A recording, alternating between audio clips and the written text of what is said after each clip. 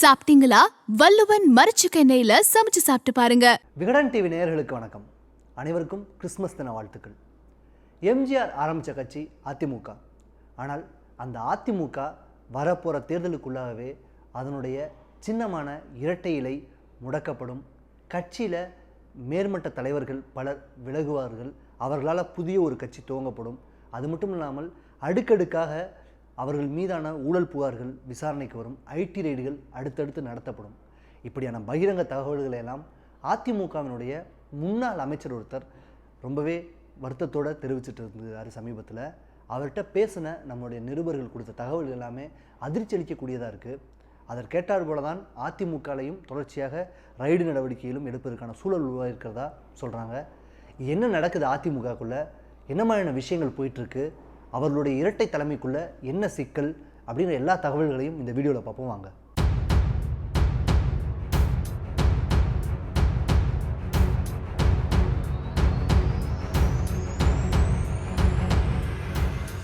December 21 AIADMK தலைமை கழகத்திலிருந்து December 27 YMCA மைதானத்தில் அதிமுகவினுடைய தேர்தல் பிரச்சாரம் தொடங்கும் அப்படிங்கிற தகவல் வெளிவருது. அது மட்டும் இல்லாமல் ஜனவரி 9 கட்சியினுடைய செயற்குழு மற்றும் பொதுக்குழு கூட்டம் நடைபெறும் அப்படிங்கிற அறிவிப்புமே வருது. இந்த இரண்டு அறிவிப்புகளுமே அதிமுகவினுடைய தொண்டர்களுக்கும் கட்சி நிர்வாகிகளுக்கும் ஒரு நல்ல ஒரு தகவலாக தெரிஞ்சது. இதற்கு பின்னணியில் என்ன இருந்ததாக சொல்லப்பட்டது அப்படின்னா, ஜனவரி 27 சசிகலா ரிலீஸ் ஆகி வரனால அவர்களுடைய அரசியல் நடவடிக்கைகள் என்னவாக இருக்கும் அப்படிங்கிறதையும் யோசித்து, மற்றும் ஜனவரியில் கட்சி தொடங்க இருக்கிற ரஜினியும் தன்னுடைய பிரச்சாரத்தை சுற்றுப்பயணத்தை ஆரம்பிச்சிருவார். இதற்கெல்லாம் முன்னாடியே நம்ம ஒரு வியூகம் வகுத்து அதிமுகவை நல்ல ஒரு நிலைமைக்கு நிப்பாட்டணும் அப்படின்னு ஒரு காரணத்துக்காக தான் இந்த அறிவிப்புகள் வெளியானது அப்படின்னு அதிமுக தரப்பில் நிறைய பேர் சொன்னாங்க. ஆனால் இதற்கிடையிலேயே பார்த்தீங்கன்னா டிசம்பர் 19 அவசரமாக தன்னுடைய பிரச்சாரத்தை சொந்த மாவட்டமான சேலத்திலிருந்து தொடங்கியிருக்கிறார் எடப்பாடி பழனிசாமி.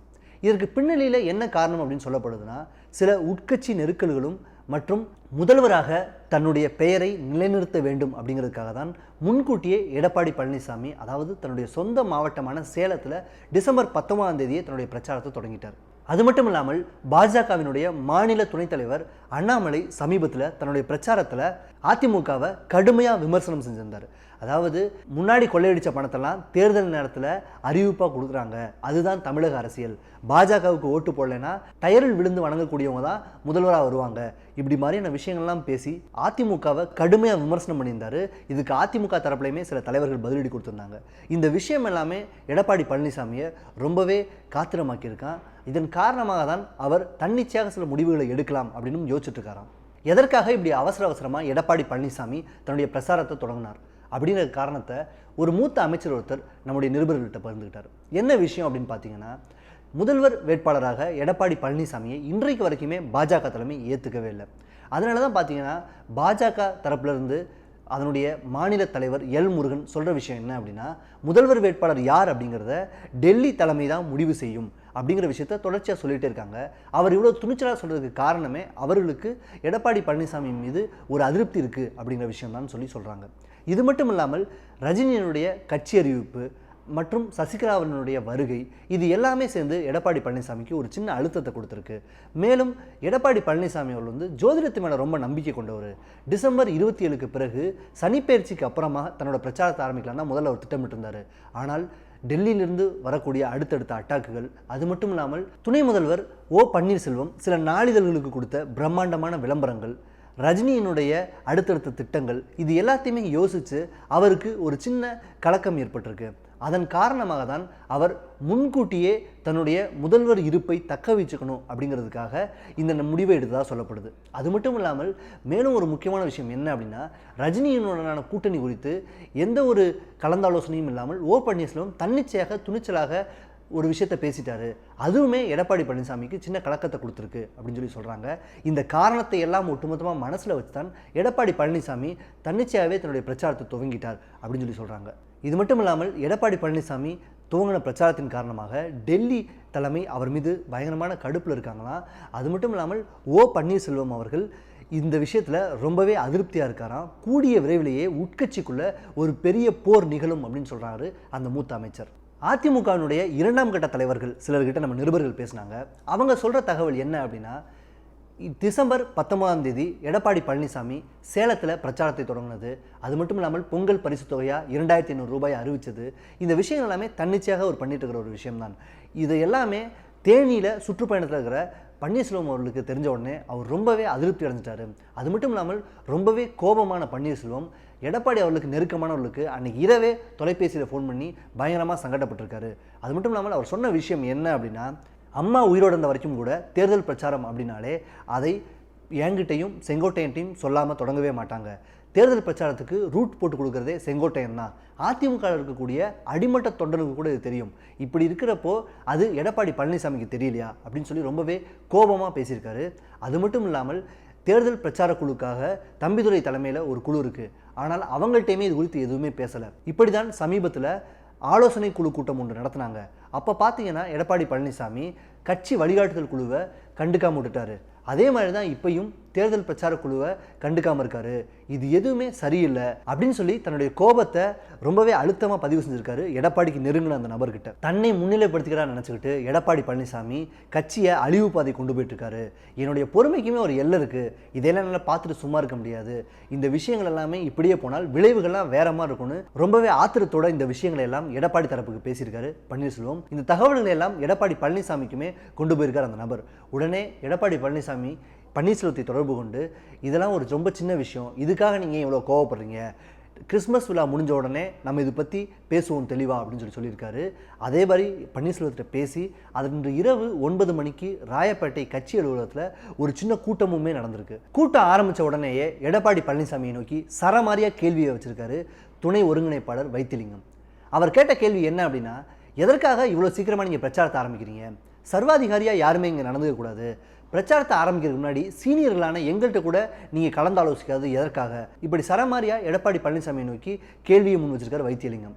அதுக்கு எடப்பாடி பழனிசாமி என்ன சொல்லியிருக்காரு அப்படின்னா, எங்கூர் நிர்வாகிகள் கேட்டுட்டாங்கன்றதுக்காக தான் நான் பிரச்சாரத்தை தொடங்கினேன் அப்படின்னு சொல்லி பேட்டியே கொடுத்துட்டேன், திரும்பவும் நீங்கள் இதே கேள்வி கேட்டால் என்ன அர்த்தம் அப்படின்னு சொல்லி ரொம்பவே காத்திரமாக இவரும் பதிலுக்கு பேசியிருக்காரு.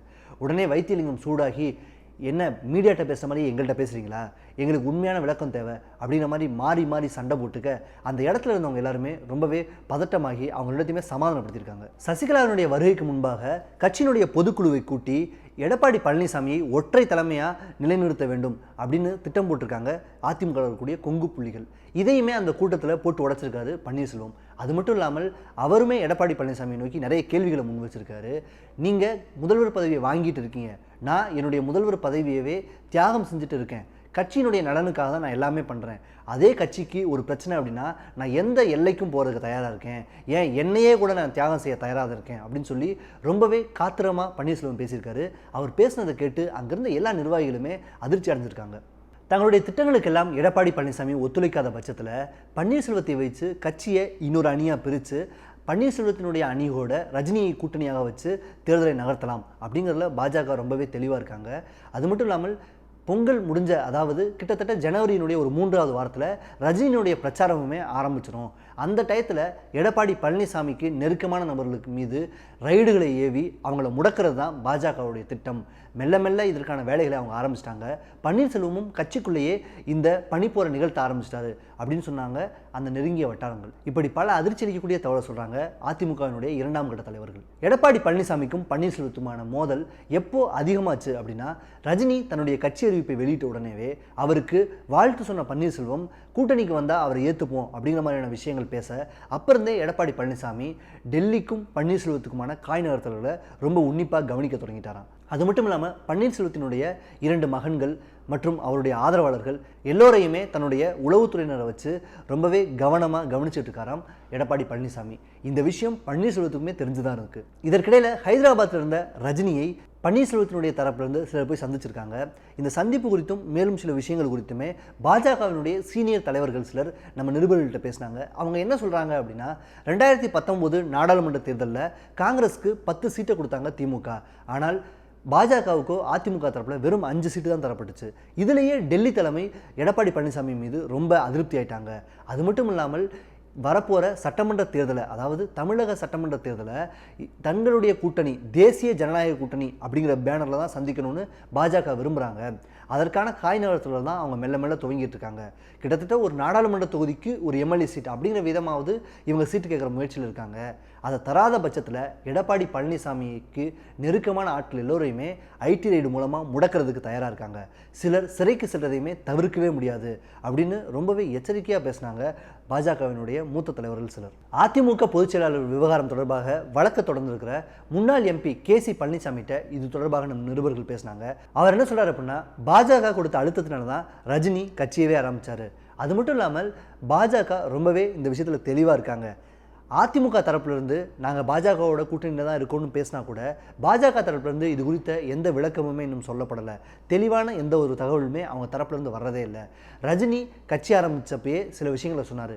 என்ன அப்படின்னா, ஊழலற்ற ஆட்சியை அமைப்போம், ஊழலுக்கு எதிரான ஆட்சியாக தான் இருக்கும் அப்படிங்கிற மாதிரியான விஷயங்கள்லாம் அவங்க சொன்னாங்க. இதற்கு எல்லாத்துக்குமே பின்னணியில் ஊழல் கட்சியான அதிமுகவோட கூட்டணி இல்லை அப்படிங்கிற ஒரு உள்ளார்ந்த அர்த்தமும் இருக்குது. ரஜினியுமே அதை விரும்ப மாட்டார். இதன் காரணமாக தான் எல்லா காய் நகர்த்தலுமே நடந்துட்டுருக்கு. இரட்டை இலை சின்னமுமே கூடிய சீக்கிரம் முடக்கப்படும். மேலும் பன்னீர்செல்வம் தலைமையிலாக ஒரு தனி அணி உருவாகவும் வாய்ப்பு இருக்குது. அந்த அணியையும் ரஜினியையும் இணைத்து ஒரு புதிய கூட்டணியை பாஜக உருவாக்குறதுக்கான வாய்ப்புகள் அதிகம் அப்படின்னு சொல்றாரு கேசி பழனிசாமி. கடந்த 1989ஆம் ஆண்டு 2 அணிகளாக பிளவுபட்டுச்சு அதிமுக. அப்போ பார்த்தீங்கன்னா ஜே அணி இந்திய கம்யூனிஸ்ட் கட்சியோட கூட்டணி வச்சாங்க. விஎன் ஜானகி அணி சிவாஜி கணேசனுடைய தமிழக முன்னேற்ற முன்னணியோட கூட்டணி வச்சாங்க. அன்றைக்கு சிவாஜி, இன்னைக்கு ரஜினி அப்படிங்கிற மாதிரி தாங்க இருக்குது நடந்துட்டு இருக்க விஷயங்கள் எல்லாமே. கண்ணு கட்டின தூரம் வரைக்கும் எனக்கு எதிரிகளே இல்லை அப்படின்னு சொன்னாங்க ஜெயலலிதா.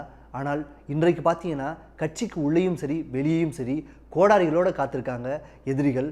ஆனால் கழகம் தப்புமா அப்படிங்கிற விஷயத்த காலம்தான் சொல்லணும். இது போன்ற பரபரப்பான அரசியல் செய்திகள், நேர்காணல்கள், தமிழக சட்டமன்ற தேர்தல் குறித்த உடனடியான செய்திகள் எல்லாத்தையும் பார்க்கறதுக்கு விகடன் டிவியை சப்ஸ்கிரைப் பண்ணுங்க. நன்றி. இது 10ஓடு 11வது மரச்சுக்கு எண்ணெய் இல்லைங்க, வள்ளுவன் மரச்சுக்கு எண்ணெய். ஒரு முறை பயன்படுத்தி பாருங்க, இதன் தரத்தை நீங்களே உணர்வீங்க. வாங்குவதற்கு டிஸ்கிரிப்ஷனில் உள்ள லிங்கை கிளிக் செய்யவும்.